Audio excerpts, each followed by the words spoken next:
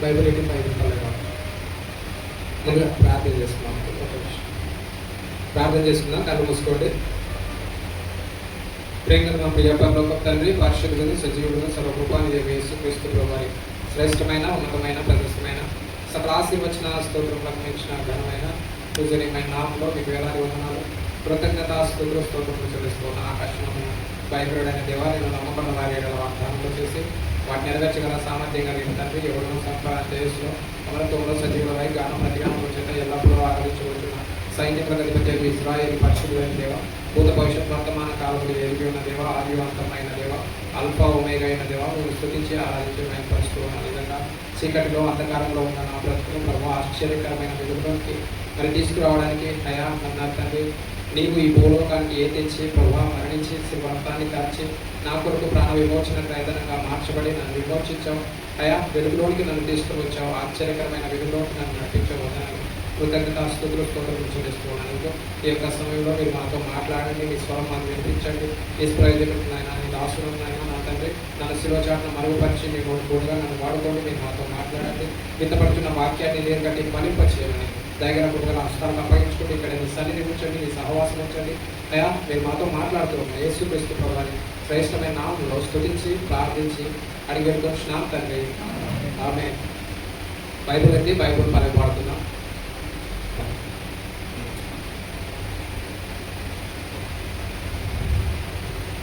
పఠింప శ్రేష్ఠ గ్రంథము వాయు, పఠింప శ్రేష్ఠ గ్రంథము వాయు, అనుదినము పఠించిన ప్రేమ దూడ నడుపును. ఓ పఠింప శ్రేష్ఠ గ్రంథము వాయు. The best book to read is the Bible. The best book to read is the Bible.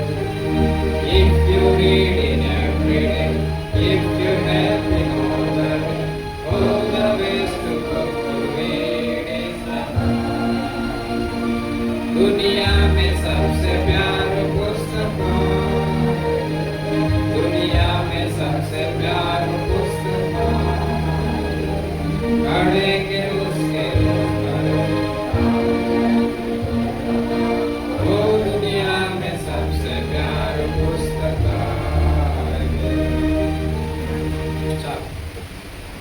Bible ఎంతమంది పూర్తి చేసినారు?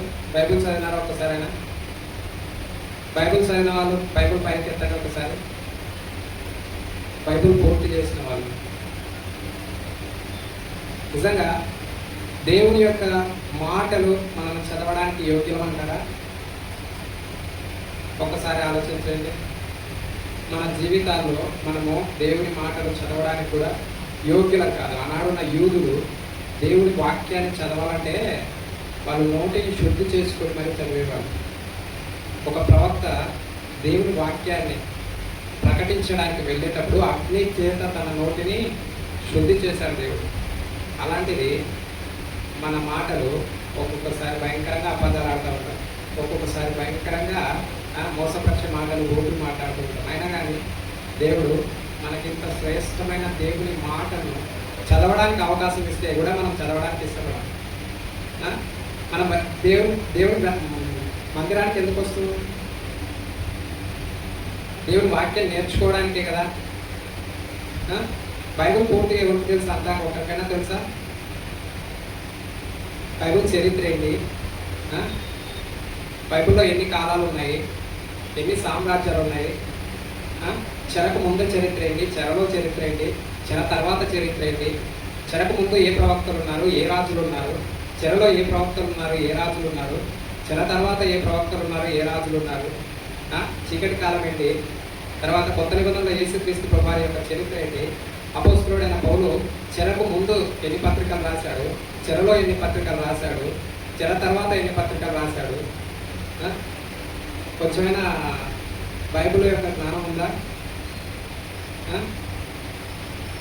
నేను బైబిల్ థియాలజీ చేయలేదు, బైబిల్ కాలేజీకి వెళ్ళి చదువుకోలేదు, కానీ దేవుడు శ్రమల ద్వారా నాకు దేవుని యొక్క వాక్యాన్ని నేర్పించాడు. నిజంగా మనము దేవుని యొక్క గ్రంథంలో దాదాపు 10 కాలాలను చూస్తాం. సింపుల్గా కొన్ని విషయాలు దేవుని యొక్క గ్రంథాల గురించి మీకు తెలియజేసి దేవుని యొక్క వాక్యంలోకి వెళ్తాను. బైబిల్లో మనము ఎన్ని కాలాలు చూస్తాం? 10 కాలాలు చూస్తాం. మొట్టమొదటి కాలం ఏంటి చెప్పాలా? మొట్టమొదటి కాలం ఏంటి? అనాది కాలం, నిత్యకాలం. ఈ కాలంలో దేవుడు ఒక్కడు మాత్రమే ఉన్నాడు. రెండవ కాలం ఏంటి? దేవదూతల కాలం. దేవుడు దేవదూతలను తయారు చేసినప్పటి కాలం. మూడవ కాలం ఏంటి? అజ్ఞాన కాలం. అంటే ఏదైనా తోటలో ఆదాము అవ్వలు తయారు చేసినప్పటి నుంచి ఈ లోక సంబంధమైన జ్ఞానం లేనంత వరకు కూడా ఆదాము అవ్వలు ఏదైనా తోటలో నుండి వెలివేయబడే వరకు కూడా అజ్ఞాన కాలంగా మనం చూస్తాం. ఎన్ని కాలాలైనా? 3 కాలాలైనా. మొదటిది ఏంటి? అనాది కాలం, నిత్యకాలం. రెండవది దేవదూతల కాలం. మూడవది అజ్ఞాన కాలం. కేవలం దేవుడు ఆదాము అవ్వలో దేవుడితో నివసించిన కాలం, ఈ లోక సంబంధమైన జ్ఞానం లేనంత వరకు. నాలుగవ కాలం ఏంటి? మనస్సాక్షి కాలం. 4వ కాలం ఏంటి? మనస్సాక్షి కాలం ఎప్పటి నుంచి? ఆదాము అవ్వ ఏదైనా వనంలో నుండి బయటికి వెలివేయబడిన తర్వాత నుండి నిర్గమాకాండం 19వ అధ్యాయం వరకు. ఎప్పటి వరకు? నిర్గమాకాండం 19వ అధ్యాయం వరకు. నిర్గమాకాండం 20వ అధ్యాయంలో కదా ధర్మశాస్త్రం ఇవ్వబడింది, అవునా? ఇప్పటికి ఎన్ని కాలాలైనాయి? మొదటిది అనాది కాలం, నిత్యకాలం. రెండవది దేవదూతల కాలం. ఈ దేవదూతల కాలంలోనే సిద్ధమైన సాతాను గాడు పడవేయబడిన కాలం. మూడవది అజ్ఞాన కాలం. నాలుగవది మనస్సాక్షి కాలం. ఐదవది ధర్మశాస్త్ర కాలం. ఈ ధర్మశాస్త్ర కాలం నిర్గమాకాండం 20వ అధ్యాయం నుండి యేసుక్రీస్తు ప్రభువారు పునరుత్థానం వరకు, అపోస్తుల కార్యాల 1వ అధ్యాయం వరకు ఈ యొక్క ధర్మశాస్త్ర కాలాన్ని చూడవచ్చు. ఇప్పటికి ఎన్ని కాలాలైనాయి? 5 కాలాలైనాయి. 6వది చీకటి కాలం. ఇది యేసుక్రీస్తు ప్రభువారు పుట్టక ముందు, తర్వాత ఇజ్రాయేల్ ప్రజలు మరి చెర నుండి విడుదల పొందిన తర్వాత కొన్ని 400 సంవత్సరాలు ఏ ప్రవక్తకు కూడా దేవుని యొక్క దర్శనాన్ని కానీ ప్రవక్తలు కానీ లేని కాలం చీకటి కాలంగా మనము దేవుని యొక్క గ్రంథంలో చూస్తాం, చరిత్రలో చూస్తాం. ఇప్పటికి ఎన్ని కాలాలైనాయి? 6 కాలాలైనాయి. ఏడవది ఏంటి? సంఘకాలం. ఏడవది సంఘకాలం. ఇది ఎప్పటి వరకు అంటే యేసుక్రీస్తు ప్రభువారి రహస్య రాకడ వరకు. దేవుని రాకడలో 2 రాకడలు ఉన్నాయి. ఒకటి రహస్య రాకడ, 2 బహిరంగ రాకడ. రహస్య రాకడలో ఆయన మధ్యాకాశానికి వస్తాడు. మధ్యాకాశానికి వచ్చినప్పుడు సంఘము, సిద్ధపరచబడిన వధువు సంఘము మధ్యాకాశానికి ఎత్తబడుతుంది. అప్పుడు మధ్యాకాశంలో 7 ఏళ్ల పెళ్లి విందు జరుగుతుంది. పెళ్లి విందు అంటే అక్కడ ఏం భోజనాలు ఇంకా పెట్టారు. పెళ్లి విందు అంటే ఏం జరుగుతుంది? ఎవరు ఎంత ప్రయాసపడ్డారో ఆత్మీయ జీవితంలో మనం దేవుని కొరకు ఎంత ప్రయాసపడ్డాం, దేవుని కొరకు ఎంత క్రయదానాన్ని చెల్లించాం, దానిని బట్టి దేవుడిచ్చే బహుమానం, మహిమా కిరీటం, అక్షయ కిరీటం దేవుని చేత పొందుకోబోయే సమయం. ఆ తర్వాత అక్కడ 7 ఏళ్ల పెళ్లి మీద జరుగుతూ ఉంటే ఇక్కడ 7 ఏళ్ల శ్రమల కాలం జరుగుతుంది. అది 8వదిగా మనం చూస్తాం. ఇప్పటికి ఎన్ని చూసాం? 8 చూసాం. 1 అనాది కాలం, నిత్యకాలం. 2 దేవదూతల కాలం. 3 అజ్ఞాన కాలం. 4 మనసాక్షి కాలం. 5 ధర్మశాస్త్ర కాలం. 6 చీకటి కాలం. 7 సంఘకాలం. 8 శ్రమల కాలం. శ్రమలు మహాశ్రమలు. ఇది 3.5 శ్రమలు, 3.5 మహాశ్రమలు ఉంటాయి. తర్వాత 9వదిగా 1000 ఏళ్ల పరిపాలన కాలం మనం చూస్తాం. ఈ 1000 ఏళ్ల పరిపాలన కాలానికి యేసుక్రీస్తు ప్రభువారు భూమిని తిరుగుతాడు. ఒలీవా కొండ మీద ఆయన కాలు మోపినప్పుడు ఒలీవా కొండ 2 పాయలుగా చీల్చబడి అక్కడ మరి గోగు మాగోగు అర్మగిద్దోను యుద్ధం జరుగుతుంది. ఇది ఏ యుద్ధం జరుగుతుంది? అర్మగిద్దోను యుద్ధం జరుగుతుంది. అక్కడ అర్మగిద్దోను యుద్ధంలో యేసుక్రీస్తు ప్రభువారు అబద్ధ క్రీస్తును, తర్వాత క్రూర మృగాన్ని, శత్రువైన సాతాను ముగ్గురిని జయించి శత్రువైన సాతాను 1000 ఏళ్లు చెరసాలలో బంధించి అంత్యక్రీస్తును, క్రూర మృగాన్ని తీసుకొని వెళ్ళి నిత్య నరకాగ్నిలో వేస్తాడు. నిత్య నరకాగ్నిలో మొట్టమొదట పడేది ఎవరు అనంటే ఎవరు? అబద్ధ క్రీస్తు, క్రూర మృగం. వీరే నిత్య నరకాగ్నిలో పడేది మొట్టమొదట. ఆ తర్వాత సాతాను 1000 ఏళ్లు చెరసాలలో బంధిస్తాడు. ఆ 1000 ఏళ్లు ఈ యేసుక్రీస్తు ప్రభువారు ఈ భూమి మీద పరిపాలన చేస్తాడు. ఆ తర్వాత మళ్ళా కొన్ని రోజులు సాతాను గాని విడుదల చేస్తాడు. 1000 ఏళ్ళు అయిపోయిన తర్వాత అప్పుడు గోగు మాగోగు యుద్ధం జరుగుతుంది. గోగు మాగోగు యుద్ధం జరిగిన తర్వాత యేసుక్రీస్తు ప్రభువారు సాతాను గారిని ఓడించి తీసుకొని వెళ్ళి వానితో పాటు వారి సైన్యాన్ని మరి అందరినీ తీసుకొని వెళ్ళి నిత్య నరకాగ్నిలో వేసేసి తనకి తాళం వేసేస్తారు. తర్వాత ధవల సింహాసనం తీర్పు జరుగుతుంది. ధవల సింహాసనం తీర్పు అయిపోయిన తర్వాత శాశ్వత కాలం ఉంటుంది. ఎన్ని కాలాలైనా 10 కాలాలు గుర్తున్నాయా? 10 కాలాలు గుర్తున్నాయా? ఇక బైబిల్ అంతా వచ్చినట్టేనా? కంప్లీట్గా బైబిల్ అంతా మనకి కొంచెమన్నా మనకు ఈ 10 కాలాల్లో చాలా వరకు దేవుని యొక్క వాక్యంలో నుండి మనం చూస్తాం. అయితే ఇప్పుడు 6 సామ్రాజ్యాలను చూస్తాం. ఎన్ని సామ్రాజ్యాలు ఉన్నాయి దేవుని యొక్క గ్రంథంలో, చరిత్రలో? ఎన్ని సామ్రాజ్యాలు ఉన్నాయి? మొట్టమొదటిది ఏంటి?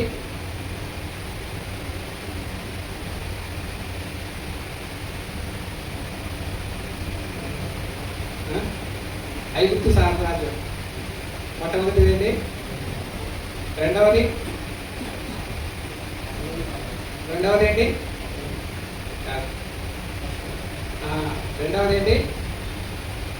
రెండవది ఏంటి? అష్షూరు సామ్రాజ్యం. ఇది అష్షూరు సామ్రాజ్యము అన్నది ఎప్పుడు ప్రారంభించబడింది అంటే క్రీస్తు పూర్వం 722వ సంవత్సరంలో ఇజ్రాయేల్ ప్రజలు యేసుక్రీస్తు ప్రభువారికి అవిధేయులై దేవుని యొక్క ఆజ్ఞకు లోబడకుండా విగ్రహారాధన చేసి దేవునికి విరోధంగా పాపం చేసిన దాన్ని బట్టి క్రీస్తు పూర్వం 722వ సంవత్సరంలో అష్షూరీయుల చెరకు దేవుడు ఇజ్రాయేల్ ప్రజలను అప్పగిస్తూ వచ్చారు. అటు తర్వాత 3వ సామ్రాజ్యం ఏంటి? బబులోను సామ్రాజ్యం. 3వ సామ్రాజ్యం ఏంటి? ఇది క్రీస్తు పూర్వం 606 లేదంటే 605 ఈ సంవత్సరంలో యూదా ప్రజలను దేవుడు బబులోను చెరకు అప్పగిస్తాడు. యూదా ప్రజలను బబులోను చెరకు అప్పగిస్తాడు. ఇప్పటికి ఎన్ని సామ్రాజ్యాలు చూసాం? మొదటిది ఐగుప్తు సామ్రాజ్యం, 2 అష్షూరు సామ్రాజ్యం, 3 బబులోను సామ్రాజ్యం. అయితే ఈ యొక్క బబులోను సామ్రాజ్యానికి మరి యూదా ప్రజలు చెరకు కొనుక్కోబడేటప్పుడు కూడా 3 సార్లు చెరకు కొనుక్కోబడతారు. ఎన్నిసార్లు? మొట్టమొదట యెహోయాకీము కాలంలో, రెండవది యెహోయాకీను కాలంలో, మూడవది సిద్కియా కాలంలో. ఎవరెవరి కాలంలో? బైబిల్ చదవాలా? బైబిల్ నేర్చుకోమన్నాడా? బైబిల్ మన దేవుని మందిరానికి వస్తూ ఉన్నామంటే ఎవరైనా మనల్ని బయట పోయినప్పుడు కొంచెం బైబిల్ గురించి ఏమైనా ప్రశ్నలు అడిగితే మనం ఏం సమాధానం చెప్తాం? చెప్పలేం కదా. బైబిల్ గురించి మనకు ఖచ్చితంగా కొంత అవగాహన ఉండాలి. బబులోను చెరకు యూదా ప్రజలు వెళ్ళేటప్పుడు ఎన్నిసార్లు వెళ్ళారు? 3 సార్లు చెరకు వెళ్ళారు. మొట్టమొదటిసారి చెరకు వెళ్ళేటప్పుడు దానియేలు, శద్రక్, మేషక్, అబేద్నెగోలు తీసుకొని పోబడుతూ వచ్చారు. రెండవసారి చెరకు వెళ్ళేటప్పుడు ఎవరు?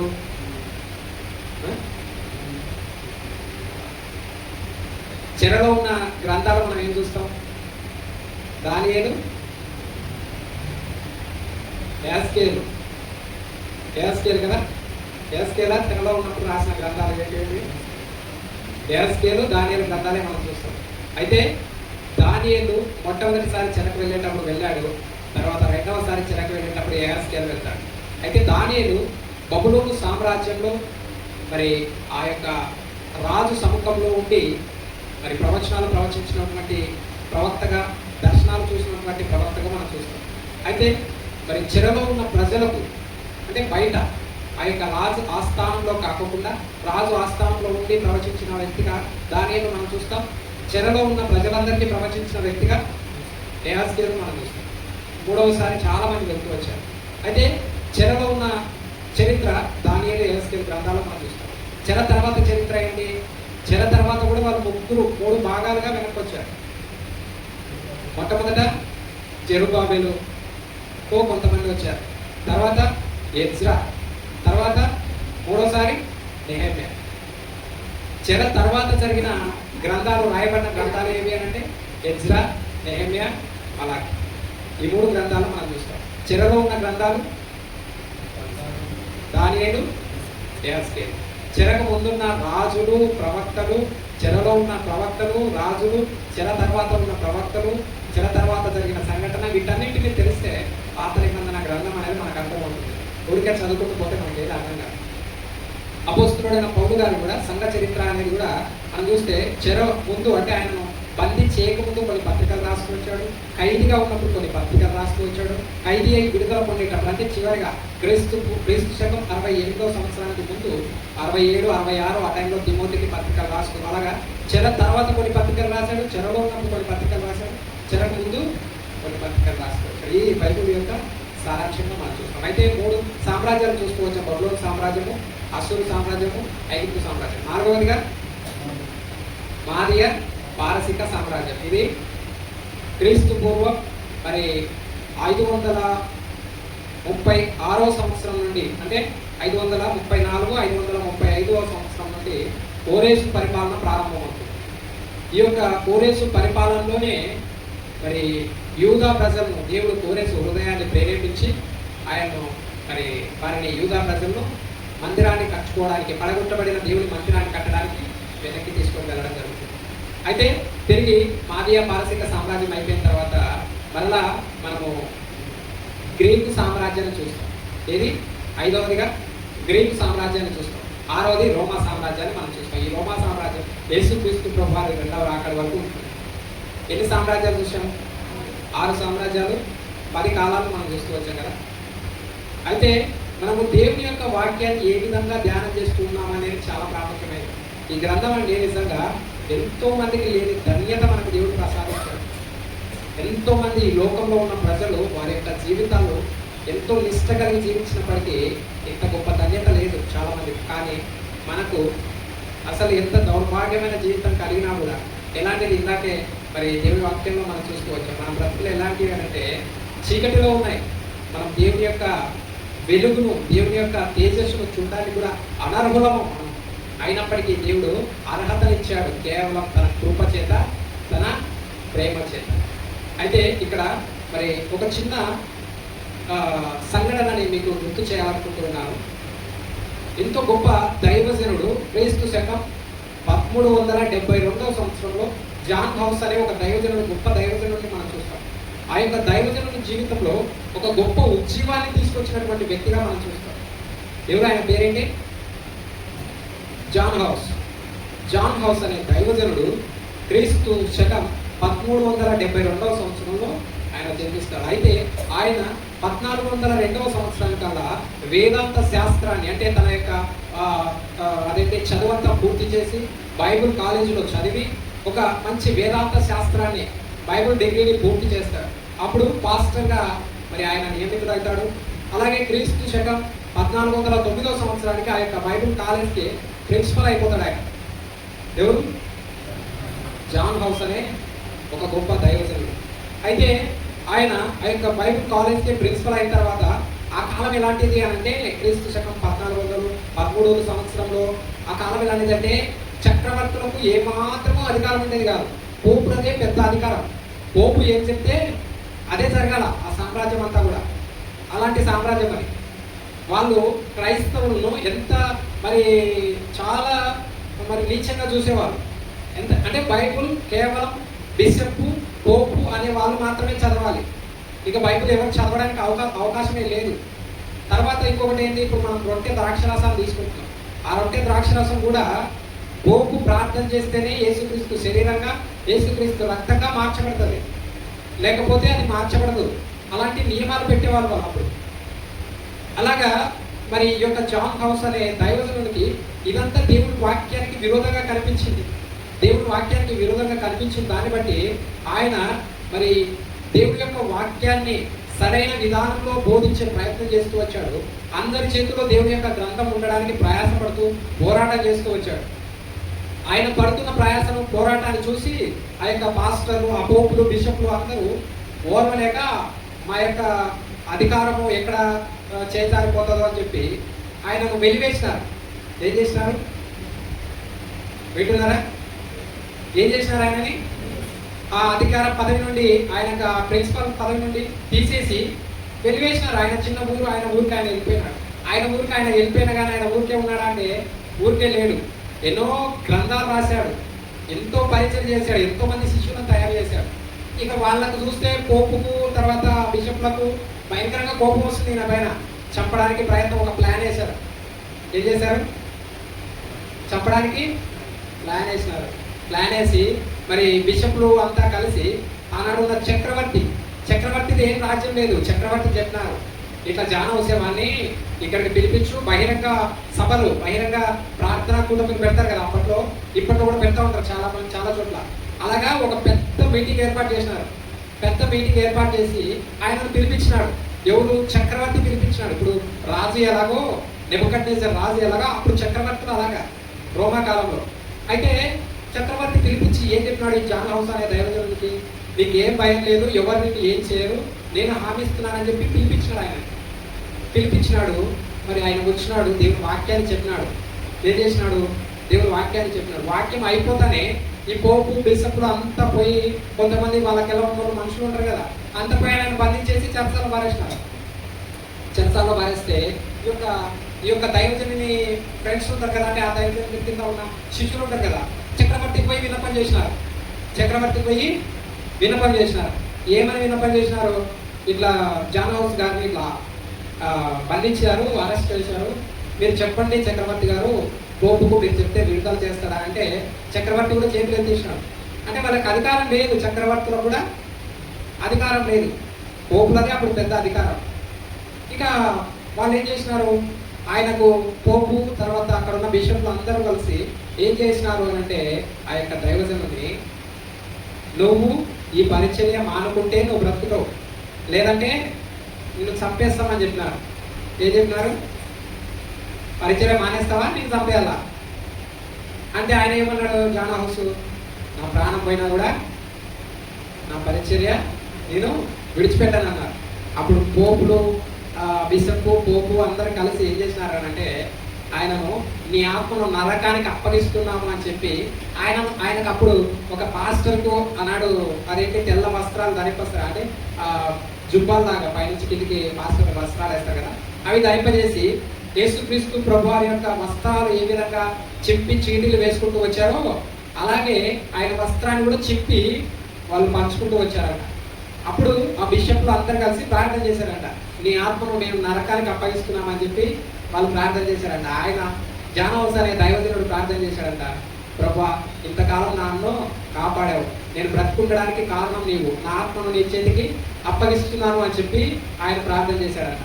వీళ్ళంతా ఏం చేశారు? ఆయనను కూర్చోబెట్టి లేదంటే నిలబెట్టి ఒక చెట్టుకు కట్టేసి, ఒక కొమ్మకు కట్టేసి ఆయన చుట్టూ కట్టెలు పేర్చారంట. చుట్టూ కట్టెలు పేర్చి పెట్రోల్ పోసారు. పెట్రోల్ పోసి మరి నీకు పట్టించే ముందు కూడా అడిగారంట ఆయన, ఇప్పటికైనా నీ పరిచర్య నువ్వు చేసే బోధ మానుకుంటావా, నేను విడిచిపెడతాం, లేదంటే నిప్పు పెట్టేస్తామని. ఆయన ఏమన్నాడు? నా ప్రాణం పోయినా కూడా నేను పరిచర్య వదలనని చెప్పాడు. వాళ్ళు నిప్పు పెట్టేశారు.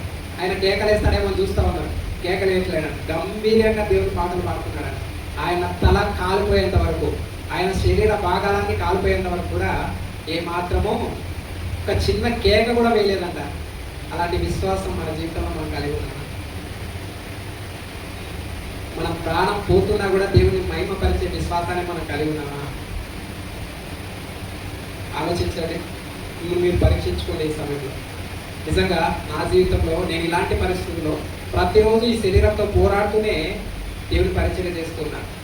ఎంత భయంకరమైన అనారోగ్యం వస్తుందంటే ఒక్కోసారి ఇంకా అయిపోయింది నా పరిస్థితి, పోతాను మరి అంటుంటాను నా భార్యతో, ఈరోజు అయిపోయిందిగా పోతుంది నా ప్రాణం అంటుంటాను. అంటే ఇలాంటి పరిస్థితుల్లో కూడా దేవుని పరిచయం చేస్తూ ఉన్నాను.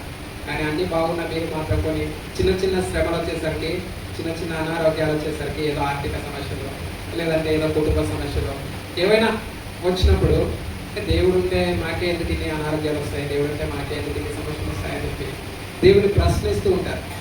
ఒకసారి ఆలోచించండి, దేవుని ప్రశ్నిస్తున్నారా లేకపోతే కృతజ్ఞత చెల్లిస్తున్నారా? ఆలోచించండి.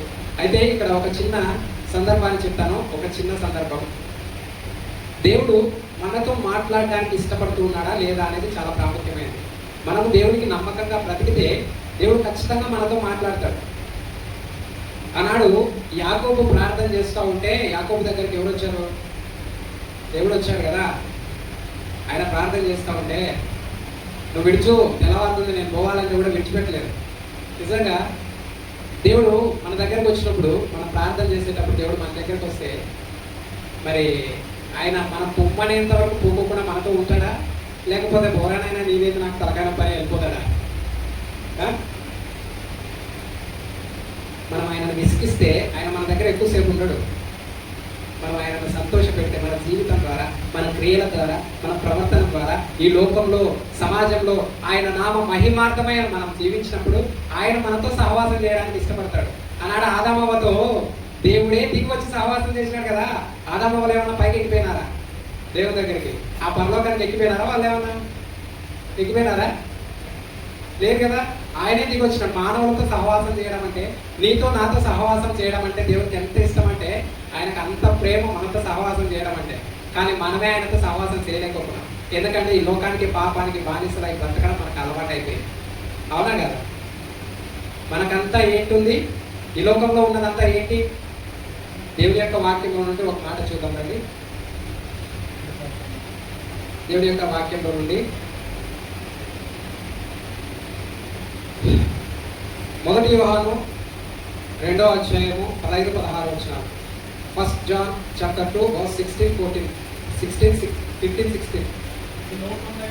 ఈ లోకంలో లోకంలో ఉన్న వాటినైనను ప్రేమింపకుడి.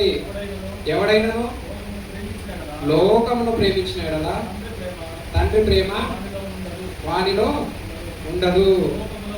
లోకములో ఉన్నదంతయు అనగా శరీరాశయు, నేత్రాశయు, జీవకుడంబమును తండ్రి వలన పుట్టినవి కావు, అవి లోక సంబంధమైనవే. నిజంగా మన జీవితం ఎలా ఉంది? ఇంకా లోక సంబంధమైనవే కలిగి ఉన్నామా? యేసుక్రీస్తు ప్రభువారు ఒకటే మన నుండి కోరుకుంటూ ఉన్నాడు. ఏంటి మన నుండి కోరుకుంటూ ఉన్నది అంటే, ఈ లోక సంబంధమైన జీవితాన్ని అపోస్తులుడైన పౌలు పెంటగా ఎంచుకుని ఎలాగైతే జీవిస్తూ వచ్చాడో, మనం కూడా దేవుని కొరకు ఈ లోకాన్ని, పాపాన్ని పెంటగా ఎంచుకుని దేవుని నామ మహిమార్థమై జీవించాలని కోరుకుంటూ ఉన్నాడు. నా జీవితం ఎలా ఉంది? అలా మనం జీవించగలిగితే దేవుడు మనతో ఖచ్చితంగా మాట్లాడతాడు. దేవుడు మనకు దర్శనాలు ఇస్తాడు, ప్రవచనాలు ఇస్తాడు. నిజంగా నేను నా జీవితంలో గత 2 వారాల క్రితం అనుకుంటా, 2 వారాల క్రితము ఏం చేస్తూ వచ్చాను అంటే, ఒక దైవ సేవకుడు చాలా రోజుల నుంచి నాకు ఫోన్ చేస్తూ ఉన్నాడు, మా దగ్గరికి వాక్యం చెప్పడానికి రావాలని. ఇక నేను రాలేనులే అని చెప్పాను. ఎందుకో తెలీదు, నేను మొన్న దసరా సెలవులకు అని చెప్పి ఊరికి వెళ్ళాను. ఊరికి వెళ్ళిన తర్వాత ఆ రోజు రాత్రి దేవుడు నాకు దర్శనం ఇచ్చాడు. ఏమని దర్శనం ఇచ్చాడు? ఎక్కడైతే ఏ దైవ సేవకుడైతే నన్ను మందిరానికి పిలుస్తూ ఉన్నాడో దేవుని వాక్య పరిచయం కొరకు, ఆ మందిరంలో నేను వెళ్ళి దేవుని యొక్క వాక్యాన్ని ప్రకటిస్తున్నట్టు, దేవుని యొక్క పరిశుద్ధత గురించి ప్రకటిస్తున్నట్టు నాకు దేవుడు దర్శనాన్ని ఇచ్చాడు. మామూలుగా కళలు వస్తూ ఉంటాయి కదా, ఇది నాకు సహజంగా వచ్చిన కళ ఏమో అని చెప్పి నేను అనుకున్నాను. అయితే తర్వాత ఉదయాన్నే నేను లేచి చూసేసరికి ఈ దర్శనం నాకు అర్థమవుతుంది. తర్వాత నేనేమని ప్రార్థన చేశాను అని అంటే, అప్పటి వరకు భయంకరంగా వర్షాలు పడతా ఉన్నాయి. జాన్ కూడా ఉన్నారు మా బావ నా దగ్గర, నా భార్య కూడా ఉంది. అప్పటి వరకు మా బామ్మది ఒక వ్యక్తి వచ్చి, మేము సద్దలు పోసాము, వర్షాలు చూస్తే విపరీతంగా పడతా ఉన్నాయి, ఇంకా 3 రోజుల వరకు వర్షాలు పడుతూనే ఉంటాయంట, వాతావరణ శాఖ వాళ్ళు చెప్తా ఉన్నారు, మేము వీటిని ఎప్పుడు దుల్లగొట్టుకోవాలి, ఎప్పుడు కొట్టుకోవాలో తెలియట్లేదు అని చెప్పి బాధపడుతూ ఉన్నాడు. ఆ రాత్రి నాకు దర్శనం రాకముందు జరిగిన సంఘటన. రాత్రి నాకు దర్శనం వచ్చింది, ఉదయం వర్షం పడుతుంది భయంకరంగా. నేనేమని ప్రార్థన చేశాను అంటే, దర్శనం అంటే మనం నమ్మలేం కదా, కళలు సహజంగా వస్తూ ఉంటాయి. నేనేమని ప్రార్థన చేశాను అంటే, ప్రభువా నిజంగా నువ్వు నాకు దర్శనం ఇచ్చి ఉంటుంటే, నిజంగా నేను అక్కడికి వెళ్ళి దేవుని వాక్యం చెప్పేది నీ చిత్తమైతే, ఈ వర్షాన్ని ఇప్పుడు ఆపే ప్రభు అని చెప్పి ప్రార్థన చేస్తూ వచ్చాను. ఎప్పుడు బీభత్సంగా వర్షం పడతా ఉంది, ఇంకా 3 రోజులు కంటిన్యూగా వర్షాలు ఉన్నాయని చెప్పారు. నేను ప్రార్థన చేశాను, 8 గంటలప్పుడు ప్రార్థన చేశాను. ఒక 5 నిమిషాలు వర్షం ఆగిపోయింది. నేనేమని ప్రార్థన చేశాను?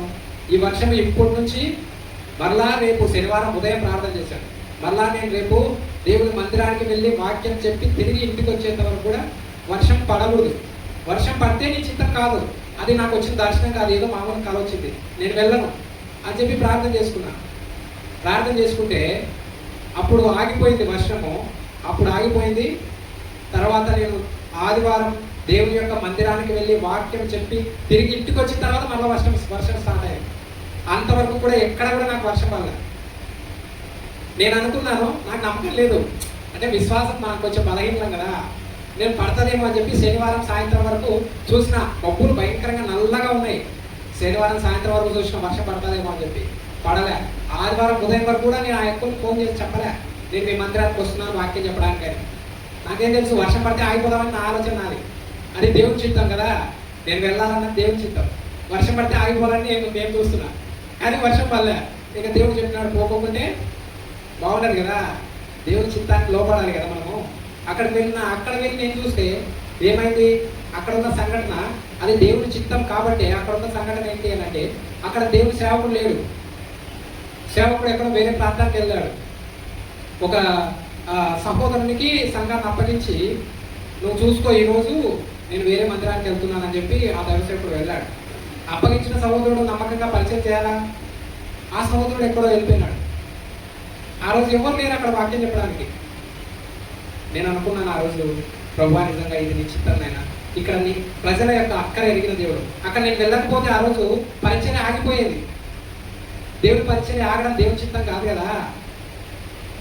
అక్కడ పరిచయం ఆగిపోకుండా దేవుడు నన్ను ముందుగానే 3 రోజుల నుంచి, భవిష్యత్తు ఎరిగిన దేవుడు కదా, అక్కడ తన పిల్లలు అక్కర ఎరిగిన దేవుడు కదా, భవిష్యత్తు ఎరిగిన దేవుడు కాబట్టి 3 రోజుల నుంచి దేవుడు నన్ను సిద్ధపరుస్తూ వచ్చాడు. సిద్ధపరిచి తీసుకొని వెళ్ళాడు. అద్భుతంగా దేవుని పరిచయం జరిగించుకున్నాడు. నిజంగా దేవుడు మనతో ఎంతో ఇష్టపడి సహవాసం చేయాలనుకున్నాడు, ప్రతిదీ మనకు తెలియజేయాలనుకుంటున్నాడు. కానీ మనమే ఆయనకు సమయం ఇవ్వలేకపోతూ ఉన్నాం. నా జీవితంలో మనం దేవునికి ఎంత సమయాన్ని ఇస్తూ ఉన్నాం?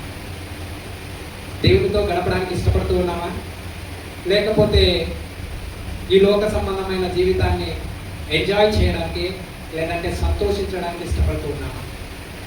దేవుడితో మనం జీవించాలి అనంటే, దేవుడితో సహవాసం చేయాలి అనంటే ఏం చేయాలి? ఫస్ట్ ఒక్కసారి రండి, దేవుడి ఒక వాక్యంలో ఉంది, ఒక వచనాన్ని చూద్దాం. దేవుడితో మనం సహవాసం చేయాలంటే ఏం చేయాలి?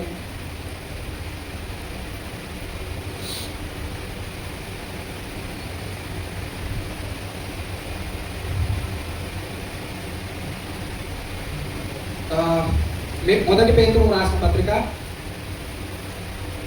1వ అధ్యాయం 14వ వచనం. 1 Peter chapter 1 verse 14. నేను పరిశుద్ధుడనై ఉన్నాను కనుక మీరును పరిశుద్ధుడై యుద్ధుడని వ్రాయబడి ఉన్నది. 16వ వచనం. కాగా మీరు విధేయులకు పిల్లలై మీ పూర్వపు అజ్ఞాన దశలో మీ పుట్టిన ఆశలను అనుసరించి ప్రవర్తింపక మిమ్మును పిలిచిన వాడు పరిశుద్ధుడై ఉన్న ప్రకారము మీరును సమస్త ప్రవర్తన యందు పరిశుద్ధుడై ఉండుడి. ఎలా అంటారంట? సమస్త ప్రవర్తన యందు మనము పరిశుద్ధుడై ఉండాలంట. ఆయనతో మనము సహవాసం చేయాలి అని అంటే, ఇప్పుడు అగ్నిలో తీసుకొని వెళ్ళి నీళ్లు పోస్తే ఏమవుతుంది? ఆరిపోతుంది కదా. దానికి అగ్నికి నీటికి పొత్తు కుదరదు. అగ్ని తీసుకొని వెళ్ళి ఇంకా కొంచెం అగ్నిలో వేస్తే రెండు కలిసి బాగా రగులుతూ ఉంటాయి కదా, అంతేనా? అలాగా దేవుడు పరిశుద్ధుడు కనుక మనము కూడా పరిశుద్ధులమైతేనే ఆయన మనతో సహవాసం చేయడానికి ఇష్టపడతాడు. మన జీవితం పరిశుద్ధంగా ఉందా లేదా అనేది మనము పరీక్షించుకోవాలి. ఏమంటూ ఉన్నాడు ఇట్లా క్లియర్గా 15వ వచనంలో, కాగా మీరు విధేయులకు పిల్లలై. ఎలా ఉండాలా? మనము విధేయత చూపించాలా దేవునికి. ఈ లోకానికి పాపానికి కాదు విధేయత చూపించాల్సింది, దేవునికి విధేయత చూపించాలా. మన జీవితం ఎలా ఉంది రండి ఒకసారి కొరింథీయులకు రాసిన పత్రిక, 1 కొరింథీయులకు రాసిన పత్రిక 11వ అధ్యాయము 23వ వచనం నుంచి మార్చి చదువుతున్నాం. నేను మీకు అప్పగించిన దానిని ప్రభు వలన పొందితిని.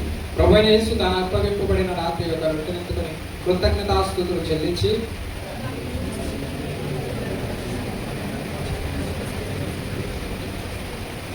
ఆ ప్రకారమే భోజనమైన పిమ్మట ఆయన ప్రార్థన ఎత్తుకొని, ఇది నా రక్తం వలన కొత్త నిబంధన, మీరు దీంట్లో త్రాగినప్పుడు నన్ను జ్ఞాపకం చేసుకుంటే ఏం చేయడం చెప్పాను.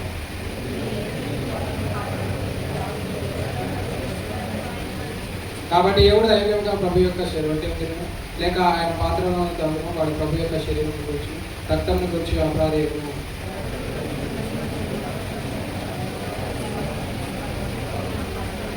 ప్రభు శరీరం అని వివేచింపక తిరుగుతావాడు తన శిక్షావిధి కరువులకు తిని తాగుచున్నాడు.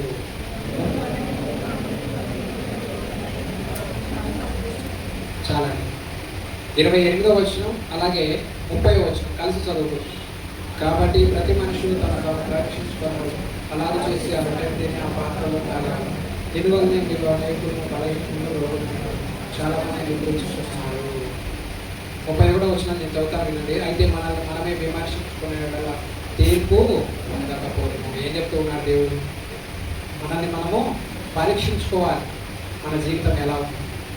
దేవుడు మనతో సహవాసం చేయడానికి మనము పరిశుద్ధత కలిగి జీవిస్తూ ఉన్నామా, లేకపోతే ఈ లోకానికి పాపానికి దాసులమై బ్రతుకుతూ ఉన్నామా? దేవుడు మన నుండి కోరుకుంటూ ఉన్నదేంటి? దేవుడి కొరకు మనం ఎలాంటి జీవితాన్ని జీవిస్తూ ఉన్నాం? జ్ఞానం అవసరం లేదు.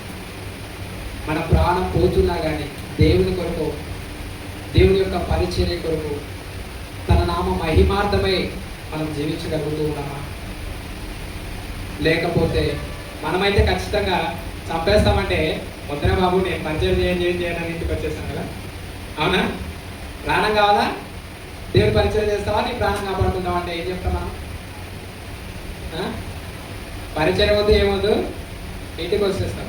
అలాంటి జీవితాన్ని జీవిస్తున్నామా, లేకపోతే ప్రభు కొరకు ప్రాణ త్యాగాన్ని చేసే వారంగా ఉంటూ ఉన్నాం? ప్రభు మనతో మాట్లాడాలనుకుంటూ ఉన్నప్పుడు దేవుని యొక్క సన్నిధిలో పరిశుద్ధత కలిగి జీవిస్తూ ఉన్నామా లేదా అనేది ఒక్కసారి ఆలోచించు.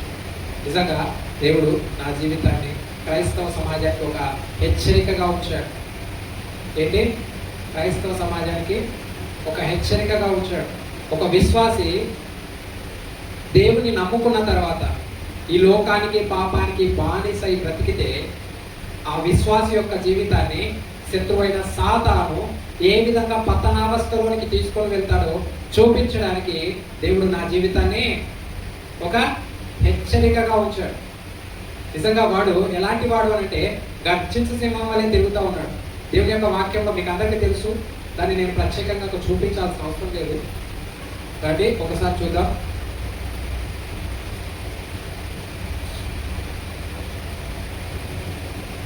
మొదటి యోహాను 2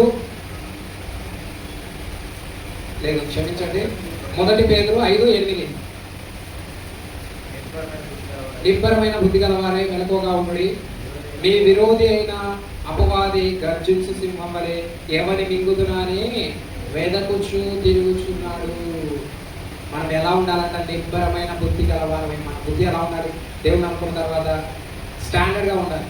దేవుడు అంటే దేవుడే, అంటే ఈ లోకానికి మన పాపానికి పోకూడదు. దేవుడిని నమ్ముకున్న తర్వాత పరిశుద్ధంగా ఉండాలి. మనం పరిశుద్ధంగా ఉంటేనే దేవుడి కాపుదల మనకు ఉంటుంది. పరిశుద్ధంగా లేకుండా అరే డానియల్ పాల్ నువ్వు బాగా పాపం చేస్తున్నావు, లోకంలో పోయి ఇష్టానుసారంగా బతుకుతున్నావు, నా కాపుదల నీకు ఇస్తానంటాడా? అంటాడా? దేవుడు పాపిని ప్రేమిస్తాడు కానీ పాపాన్ని ద్వేషిస్తాడు.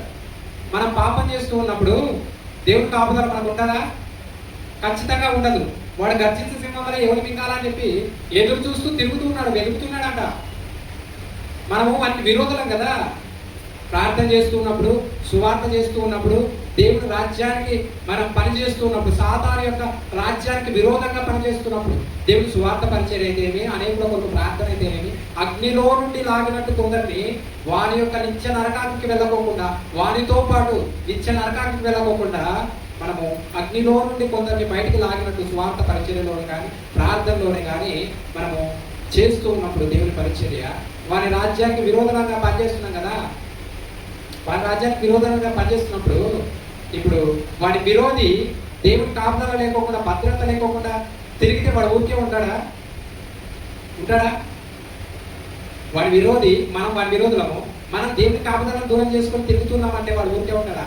నాశనం చేయకోకుండా, గర్జించే సింహం వలె మింగకోకుండా ఉంటాడా? ఖచ్చితంగా మన జీవితాన్ని మింగడానికి ట్రై చేస్తాడు, నాశనం చేస్తాడు. చంపలేడు వాడు. నా జీవితాన్ని కూడా అంతే. వాడు చంపలేడు, మన ప్రాణాన్ని ఏం చేయలేడు, కానీ మనల్ని నాశనం చేస్తాడు. దేవుని కాపుదల దూరం చేసుకుంటే మన జీవితం ఎంతో భయంకరమైన పరిస్థితుల్లోకి వెళ్తుంది. నిజంగా నేను దేవుని నమ్ముకున్న తర్వాత ఎంతో నమ్మకంగా దేవుని కొరకు బ్రతుకుతూ వచ్చాను. ఎన్నో ప్రాంతాల్లో బాగున్నప్పుడే ఎన్నో ప్రాంతాలకు వెళ్ళి దేవుని యొక్క వాక్య పరిచయం చేస్తూ వచ్చాను. అనేకుల కొరకు ఎంతో ప్రార్థన చేస్తూ వచ్చాను. కొండకు వెళ్ళి ఒంటరిగా ఒక చిన్న బాటిల్కి నీళ్లు తీసుకొని వెళ్ళి ప్రార్థన చేస్తూ వచ్చేవాడు. అది ఆగిపోయింది, కెమెరా ఆఫ్ అయిపోయింది.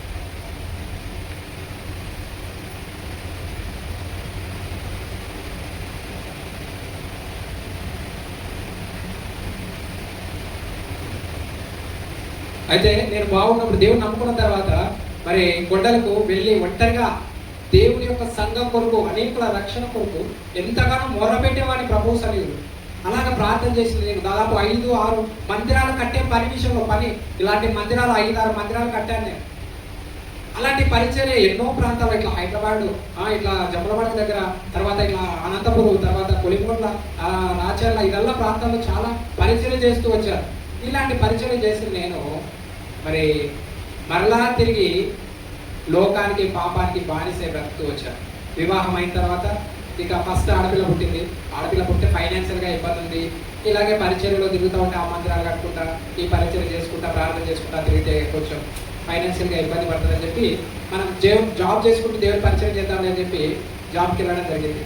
జాబ్కి వెళ్ళిన తర్వాత మరి అక్కడికి వెళ్ళిన తర్వాత పూర్తిగా దేవుడిని మర్చిపోతూ వచ్చారు, ప్రార్థనే మర్చిపోతూ వచ్చారు, వాక్యం చదువుకోవడం మర్చిపోతూ వచ్చారు. అలాగే మరి దేవుని మందిరానికి వెళ్ళడం కూడా మానేస్తూ వచ్చారు. ఇంకా ఎప్పుడైతే దేవునికి సన్నిధికి దూరం అవుతూ వచ్చారో, నాకు జాబ్లో ఫ్రెండ్స్ ఉంటారు, కొలీగ్స్ ఉంటారు కదా జాబ్లో చేసేవాళ్ళు. వాళ్ళు ఒకడు బర్త్డే పార్టీ అని, ఒకడు మ్యారేజ్ పార్టీ అని, ఒకడు శాలరీ పెరిగింది పార్టీ అని, ఒకడు ప్రమోషన్ వచ్చింది పార్టీ అని, అలాగా పార్టీలు ఇవ్వడం మొదలుపెట్టారు. నేను అక్కడికి వెళ్ళేవాడిని ధైర్యంగా, అంటే నాకేం కాదులే, నేను పాపం చేయను. అక్కడికి వెళ్ళిన తర్వాత నేను పాపానికి, తాగుడుకు బానిసైపోతూ వచ్చాను. దేవుని కాపుదలను దూరం చేసుకుంటూ వచ్చాను. ఎప్పుడైతే దేవుని కాపుదలను దూరం చేసుకున్నామో, శత్రువైన సాతాను ఎంతో భయంకరంగా నా జీవితాన్ని పతనావస్థలో తీసుకుని వెళ్ళింది. నిజంగా 2 అంతస్తుల మీద నుంచి డైరెక్ట్ ట్రాన్స్ఫార్మర్ కొన్నాను. ఏం చేశాను?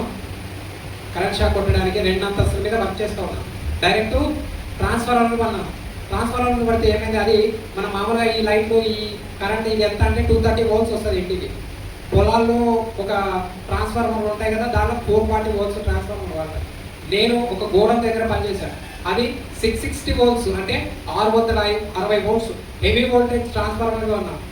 అక్కడ పడతానే నా ప్రాణం పోయింది. యాక్చువల్గా నా గుండె కూడా ఆగిపోయింది. డాక్టర్లు హాస్పిటల్ తీసుకొని వచ్చారు. హాస్పిటల్ తీసుకొని వస్తే డాక్టర్లు ఏం చెప్పారు, నాడి పట్టుకొని చూసి పిల్లోడు చనిపోయాడు, ఇంటికి తీసుకొని వెళ్ళండి అని అన్నారు. మా ఊళ్ళో వాళ్ళంతా ఏమనుకున్నారు, వాడు నాగనగాడు అనేవాడు, డానియల్ అనేవాడు చనిపోయాడట, శవాన్ని ఇంటికి తీసుకొస్తున్నారంట అనుకున్నారు.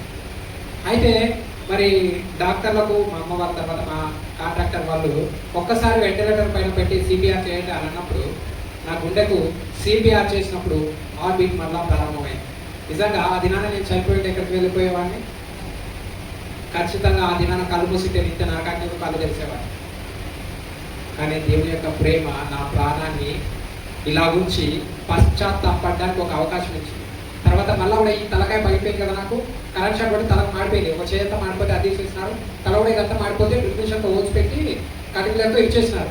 ఈ తలకు ఆపరేషన్ చేసిన తర్వాత, ఈ పుర్రం తీసేసిన తర్వాత ఆ స్ట్రక్చర్ మీద తీసుకొస్తున్నానండి. స్ట్రక్చర్ మీద తీసుకొస్తూ ఉంటే ఇది ఓపెన్గా ఉంది, మైండ్ ఓపెన్గా ఉంది. ఓపెన్ అప్పటికి మొయ్యలే, కింద కాలు చర్మం పైన పెట్టలే. నేను ఆ స్ట్రక్చర్ మీద నుంచి కింద పడినా. ఎట్ సైడ్ పడినాను, నాకు తలక ఆపరేషన్ చేసిన సైడే పడినాను. మెదడు కదిలింది. కదిలి ఇంకా పిచ్చోని అయిపోయాను ఆ కొద్ది క్షణాలు. డాక్టర్ కూడా ఆపరేషన్ చేసేటప్పుడు అప్పుడే ఏం మాట్లాడినాడు, చీపట్టింది భయంకరంగా, లీటర్ అన్న చీపు ఉంది నా తలకి. డాక్టర్ నాకు ఫోటో తీసి చూపించి, ఎందుకంటే మత్తు ఇంజక్షన్ ఇలా నాకు మత్తు ఇంజక్షన్ వేయకోకుండా, ఎందుకంటే అది చచ్చుపడిపోయింది కదా, కరెంట్ షాక్ కొట్టి నల్లగా అయిపోయింది, చచ్చుపడిపోయింది. దానికి నాకు ఆ డ్రిల్ మిషన్తో బుర్ర పెట్టినా అంత పెయిన్ అనిపించలే. నీకు ఎక్కడైతే స్పర్శ ఉందో, ఎక్కడైతే చచ్చుపడిపోకుండా ఉందో అక్కడ నొప్పి అనిపిస్తే చెప్పు, అక్కడ ఆపేస్తామని చెప్పాడు. అక్కడ ఆపేశాను. అది అయిపోయిన తర్వాత ఎంకంత విరిచేసిన తర్వాత ఆ డాక్టర్ ఫోటో తీసి చూపించి, అరే ఇంత మెదడుకు చీపట్టినా కానీ నువ్వు పిచ్చోని కాకుండా దేవుడు కాపాడినారా, నిజంగా పిచ్చోని కావాల్సింది మాకే ఆశ్చర్యం అనిపించింది అన్నాడు. నేనే చూసి షాక్ అయినా, భయపడినా. ఆ మెదడుకు పట్టిన చీమును చూసి నిజంగా నాకు ఆశ్చర్యం అయిపోయింది. ఆ రోజే పిచ్చి పట్టిపోవాల్సింది, అంత పిచ్చోని కావాల్సింది. కానీ దేవుని యొక్క కృప వల్ల పిచ్చోని కాకుండా దేవుడు కాపాడుతూ వచ్చాడు. అయితే ఆ స్ట్రక్చర్ మీద నుంచి కింద పడిన తర్వాత మెదడంతా కదిలి కొద్ది క్షణాలు మరి నా బ్రెయిన్ నా కంట్రోల్లో లేకోకుండా పోయింది. మా అమ్మ నా భార్య వాళ్ళ అమ్మ ఇక నాకు మైండ్ అంతా పని చేయక మా అమ్మనంతా ముఖం బరికేసినానట. ఏం చేసినాను, ముఖం పట్టుకొని బరుకుతూ ఉన్నానట. అయితే భర్త ఉంటే ఏం చేసినారు, మా అమ్మ ఇంకా ఈ పిల్లోడి పని అయిపోయింది, ఇంకా చచ్చిపోతాడు అనుకున్నారు వాళ్ళు. ఈ పిల్లోడి పని అయిపోయిందమ్మా, పిచ్చిలేసింది, పిల్లల కాడ తీసుకుని పోదమ్మా, పిల్లలు చూస్తారు వాడిని అని అనుకుంటే, ఇంకా అప్పుడు మళ్ళా నన్ను హాస్పిటల్ తీసుకొని పోతే దేవుడి కృప వల్ల మళ్ళా నాకు దేవుడు మంచి జ్ఞానాన్ని ఇస్తూ వచ్చాడు.